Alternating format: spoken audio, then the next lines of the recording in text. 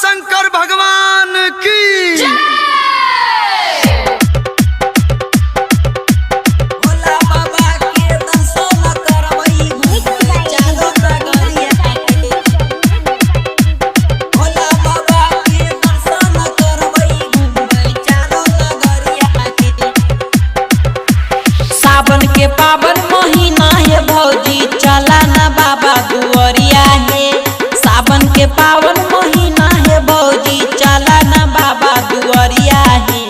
भोला बाबा के दर्शन करबई घूमबई चारो नगरिया है भोला बाबा के दर्शन करबई घूमबई चारो नगरिया है घूमबई चारो नगरिया है घूमबई चारो नगरिया है धूम रिकॉर्डिंग स्टूडियो राजा सोनवर्षा थाना चौक भोला बाबा के दर्शन करबई घूमबई चारो नगरिया पहिले पहिले करिहो सोमवारी होबा न जल्दी तैयार है बाबा धाम जाइल कर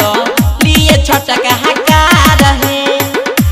छटक हकार है पहिले पहिले करिहो सोमवारी होबा न जल्दी तैयार है बाबा धाम जाइल कर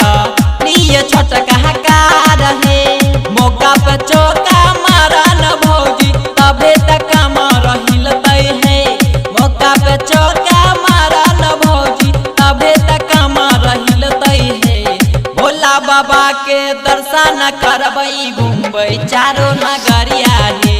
भोला बाबा के दर्शन करबई घूमबई चारो नगरिया है घूमबई चारो नगरिया है घूमबई चारो नगरिया है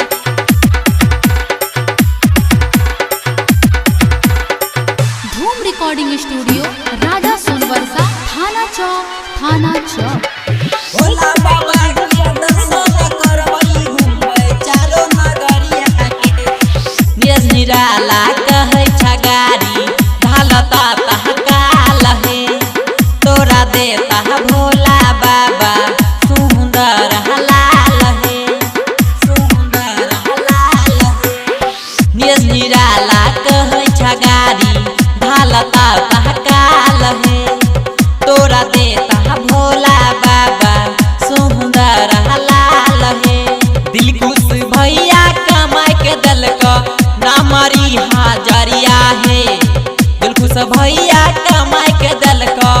नामरी हाजरिया है भोला बाबा के दर्शन करबई घूमबई चारो नगरिया है भोला बाबा के दर्शन करबई मांगबई निमन कनिया है